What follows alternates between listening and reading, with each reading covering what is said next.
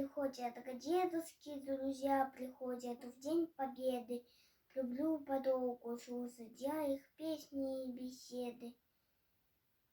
Я не прошу их повторять рассказов сокровенных, ведь повторять опять терять товарищей военных, которых ищут до сих пор награды боевые.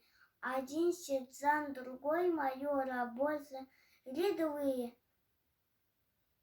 Я не прошу их каждый год рассказывать сначала о том, как армия вперед с потерями шагала, о том, какая там борьба, как в сердце метит пули, война. Вздохну, да не война.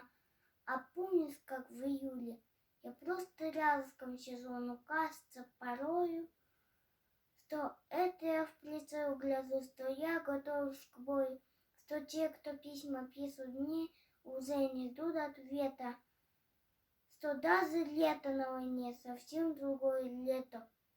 Приходят к дедушке друзья отпраздновать победу, все меньше их, но верю я, они придут, приедут.